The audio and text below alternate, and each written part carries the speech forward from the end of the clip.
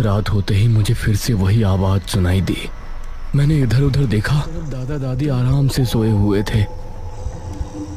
आज तो मुझे देखना ही पड़ेगा कौन है जो मुझे जंगल घुमाना चाहती है। मैं खाट से उठा, बाहर निकल गया। कुछ कदम चलने के बाद भी आसपास कोई नहीं दिखा। कौन है? आप सिर्फ मेरा नाम पुकारती रहती हैं। मेरी आवाज सुनकर पहरा देने वाला एक आदमी मेरी तरफ आया। कौन है वहां? रुको। उसकी आवाज सुनकर मैं जल्दी से एक पेड़ के पीछे छिप गया। वो आदमी अपनी गांठ को ऊपर उठाए इस तरह से आगे बढ़ रहा था जैसे कि वो उसका सुरक्षा कवच हो। ये गांव के लोग इतना अजीब बर्ताव क्यों कर रहे हैं और दादाजी मुझसे क्या कुछ समझ नहीं आ रहा। उस आदमी के जाने के बाद मैं जंगल की तरफ रवाना हो गया। रास्ता सुनसान था और काफी डरावना, लेकिन इस समय मेरे मन में जो सवाल उठ रहे थे उसको जानने के लिए मुझे जरूरी था। अब जंगल मेरे ठीक सामने था। मैंने कदमों को रोका और उस जंगल को देखने लगा जिसमें काले अंधेरे में चमकते जुगनुओं की रोशनी काफी दिलचस्प लग रही थी। अगर आप मुझे जंगल दिखाना चाहती हैं तो सामने आना पड़ेगा, वरना मैं जा रहा हूँ। अरे नहीं नहीं रोहन, मैं आ रही हूँ, रुको। मैंने देखा एक औरत काला लबादा मुझे हाथ के इशारे से उसके पास बुला रही है। इस औरत के हाथ में भी एक लालटेन था और उसका चेहरा पूरी तरह से ढका हुआ था। मैं उसके पास पहुंचा। मेरे साथ आओ रोहन।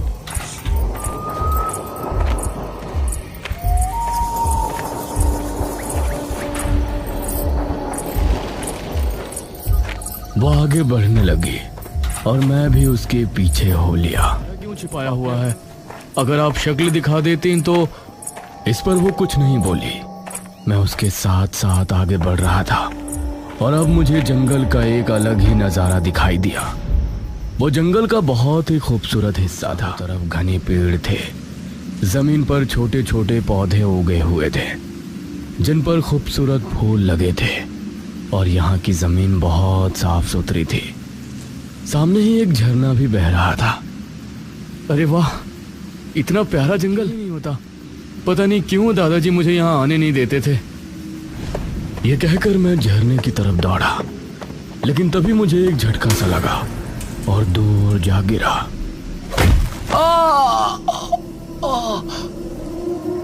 अरे रोहन, मैं तो तुमको बताना ही भूल गई। क्या बताना भूल गई आप? मैं उस झरने तक क्यों नहीं पहुंच पाया? ये जंगल का सबसे पवित्र इलाका है।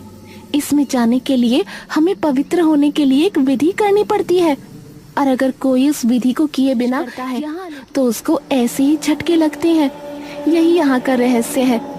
तुम अकेले यहाँ आते और तुम्हारे साथ ये होता तो तुमको यही लगता कि यहाँ जरूर कोई भूत है, इसीलिए तुम्हारे दादाजी तुमको यहाँ नहीं आने देते। लेकिन अब मैं तुमको वो विधि करवाऊंगी। तुम जिस पेड़ पर चढ़ना चाहो चढ़ सकते हो, फल खा सकते हो, झरने में नहा भी सकते हो। ठीक है, मैं उस विधि को करने के लिए तैयार हूँ। आओ मेरे साथ। अब वो मुझे एक जगह ले गई। यह जगह बहुत अंधेरा था। बीच में कुंड जल रहा था। आसपास जादू टोने का सामान पड़ा हुआ था और काला खरगोश भी वहाँ बैठा था। इधर बैठ जाओ रोहन, अब मैं वो विधि शुरू करती हूँ। उसके कहने पर मैं नीचे बैठ गया। उसने कोई मंत्र पढ़ा, फिर उसने मेरे कंधों पर हाथ रखा और मंत्र पढ़ने लगी। ओम भीम क्लीम काली मुंडाए विच्छे। मैं चुपचाप वहाँ बैठा था। चीखते हुए मुझसे दूर हो गई। क्या हुआ आपको? हल्दी की गांठ, हल्दी की गांठ। ये कहकर वो वहां से भाग गई और मैं हैरान रह गया। हल्दी की गांठ? उसने ऐसा क्यों बोला? मुझे अब कुछ समझ में नहीं आया।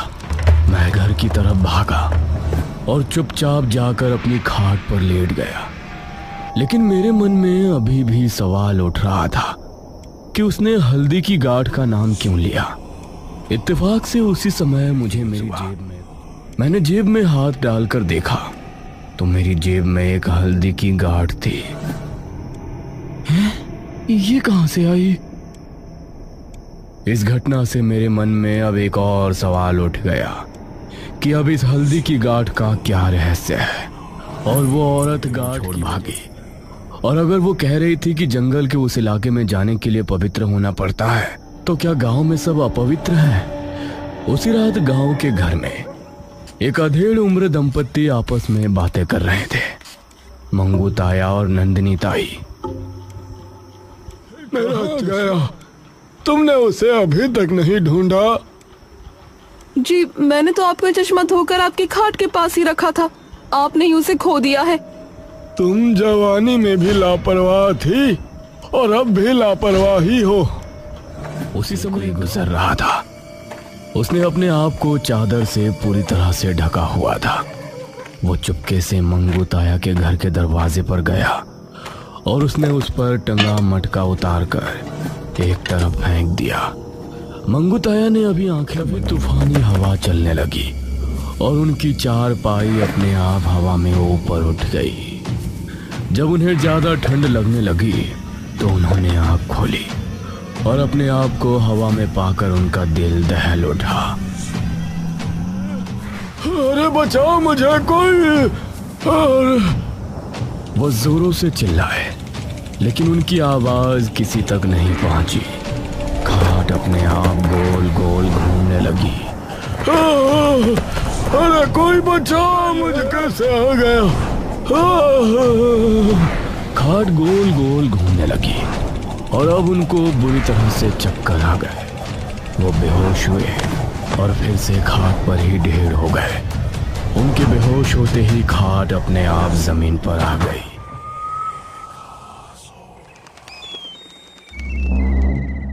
सुबह उनकी आंख खुली तो उन्होंने खुद को आंगन में पाया।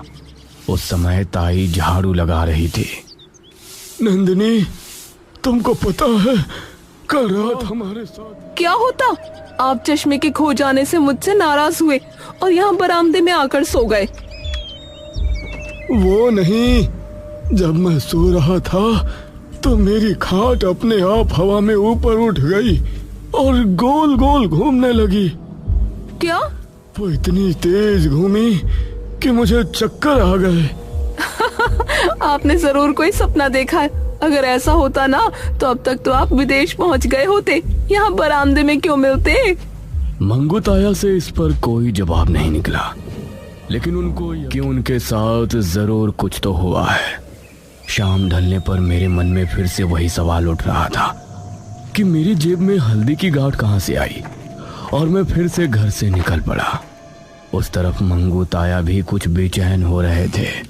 जरा मुझे पानी ला कर दो, अब प्यास लगी है भाई। अरे यहाँ आइए, जरा बाल्टी उठाने में मेरी मदद कीजिए। मैं उस समय मेरे घर पर बैठा था और खिड़की से मुझे नंदिनी ताया हत्थी के नल के पास खड़ी नजर आई।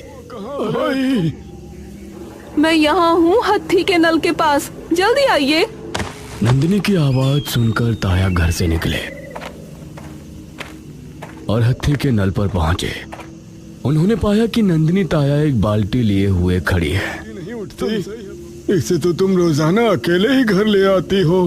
यह सुनकर नंदिनी ताई ने कोई जवाब नहीं दिया।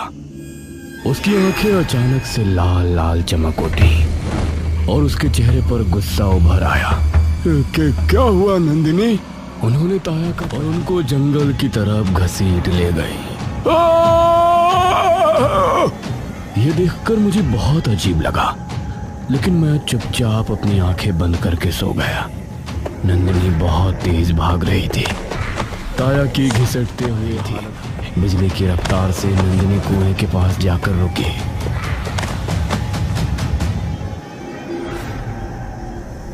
नंदिनी, तुम मुझे ये कहाँ ले आई? कुएं को सामने देखकर मंगू ताया का दिमाग, उन्होंने नंदिनी की तरफ देखा तो देखते ही देखते वो भयानक शैतान में तब्दील हो गई। उसने ताया को पकड़ा और उन्हें कुएं के अंदर ले गया।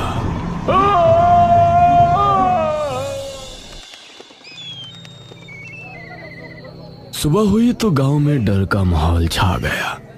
सभी ताया के अचानक गायब हो जाने से परेशान थे और ताई रोए जा रही थी। नंदिनी ताई, हमें बताओ तो सही बार कहाँ देखा था? कल उन्होंने मुझसे पानी मांगा था। मैंने मटके से पानी लिया और उनको देने के लिए बाहर पहुंची तो वो बरामदे में थे ही नहीं। यह सुनकर मुझे बहुत अजीब लगा। ताई, आप झूठ क्यों बोल रही हो? क्या मतलब? ताई क्यों झूठ बोलेंगी? दादाजी, कल शाम मैंने बरामदे में देखा था कि ताई हत्थी के नल से पानी भर रही थी। उसके बाद ताया भी वहां आए और फिर ताई ताया का हाथ पकड़कर जंगल में ले गईं। हे भगवान, ये तो अनर्थ हो गया। मेरे मुंह से ये बात किसी ने भी ताई से कोई सवाल नहीं किया, बल्कि सबके सब डर गए। क्या तुम्हारे घर के बाहर मटका टंगा है? तभी एक आदमी ने घर की चौखट पर जाकर देखा तो वहां कोई मटका नहीं था। जरूर वही उन्हें ले गया है। उठ रहे सवालों की हद पार हो गई थी और मैंने अब दादाजी से गरज कर कहा, दादाजी, आप लोग इतना क्यों डर रहे हैं? मुझे कुछ बताइए तो सही। इस गांव में आखिर चल क्या रहा है? क्यों कोई जंगल नहीं जाना चाहता? क्यों हम लोग अपने घर के बाहर मटकियां लटकाते हैं? और क्यों रमेश चाचा के बचने पर सब उनकी बीवी से नाराज थे और अब मंगू ताया के गायब होने के बाद आप लोग क्यों ताई से कुछ पूछते नहीं कि वो उन्हें कहाँ ले गई थी और मटकी के बारे में बात कर रहे हैं? वो ताई नहीं थी। ताई तो उस समय अपने घर में थी। तो कौन थी वो? नहीं मुखिया जी, इसे मत बताइए, यह अभी बच्चा है। महेश बाबू, अब हमें रोहन को सब कुछ बताना ही पड़ेगा, वरना ये खुद पता लगा तो इसकी जान को खतरा हो सकता है। इस पर दादाजी चुप हो गए। रोहन बेटा, हमारा गांव पहले बहुत खुशहाल था और उस दिन हमारी खुशियों को किसी की नजर लग गई। गांव के एक आदमी ने देखा कि मंजरी कुएं के पास बैठे हुए कोई मंत्र विद्या कर रही है। मंजरी रोजाना जंगल जाती और फिर कुएं के पास बैठकर ना जाने कौन सा जादू टोना किया करती।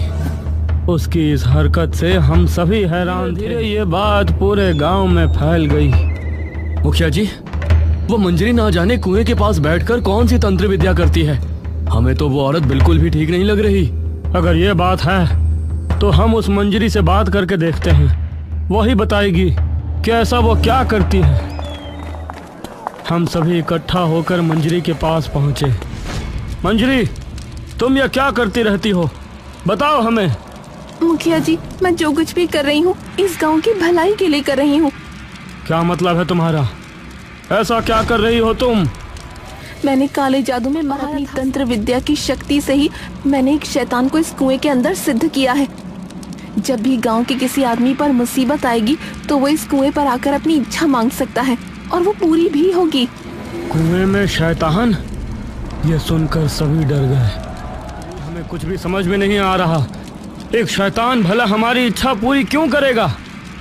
सरपंच जी, वो जरूर करेंगे। उनसे इच्छा पूरी करवाने की एक छोटी सी विधि है। हमें सबसे पहले किसी भी इंसान की एक चीज लेनी है, उसके बाद काले लिबास में हाथ में लालटेन लिए इस कुएं पर इच्छा मांगनी है। उसके बाद जो चीज हम लेकर आए हैं उसे इस कुएं में डाल देना है और उसके बाद वो जलता हुआ लालटेन भी कुएं में फेंक देना है। उसके बाद अंधेरे में ही यहाँ से चले जाना है। ऐसा करने के बाद कुछ ही दिनों में जिस इंसान की चीज हमने इस कुएं में फेंकी थी चलेगा और हमारी इच्छा पूरी हो जाएगी। ये सुनकर हम सभी की हैरानी का कोई ठिकाना नहीं था। यह क्या मतलब, हम अपनी इच्छा पूरी करने के लिए किसी की जान का सौदा करें?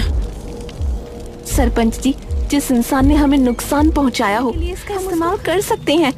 ऐसा करने से हमारा बदला भी पूरा हो जाएगा और फिर हमारी ख्वाहिश भी पूरी हो जाएगी। उसकी बात सुनकर मुझे ये ठीक नहीं लगा।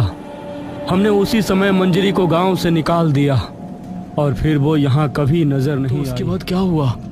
आप लोग इस तरह डर में क्यों जी रहे हैं? उसके बाद गांव के लोगों ने छिपकर उस कुएं का इस्तेमाल करना शुरू कर दिया। ऐसा करने से एक आदमी की ख्वाहिश पूरी होती और एक को ये कुआं अपने अंदर खींच लेता। से लोग इसका फायदा उठा रहे थे, लेकिन ये गांव के लिए भारी नुकसान था। इसलिए इस गांव के शैतान को निकालने के लिए हमने एक महातांत्रिक को बुलाया। इस कुएं को मैं बंद तो नहीं कर सकता, लेकिन एक तरकीब जिससे इससे बचाव हो सकता है। बताइए बाबा। इस कुएं के अंदर बसा शैतान अपनी शक्तियों का इस्तेमाल उस इंसान पर नहीं कर सकता जिसके आसपास हल्दी की गांठें हो। इसलिए जब भी तुम लोगों को इससे अपना बचाव करना हो, चौखट पर हल्दी की गांठों से भरी एक मटकी टांग दिया करना। जब तक वो मटकी टंगी रहेगी तब तक वो तुमको नुकसान नहीं पहुंचा सकेगा। इसके बाद हमने ऐसा ही करना शुरू किया। जब भी हमें पता चलता कि कोई उस कुएं के पास अपनी ख्वाहिश मांगने, हल्दी की गांठें मटकी में भर के घर के बाहर टांग देते और कुछ आदमी अपनी जेबों में हल्दी की गांठें रखकर रात में पहरा भी देते।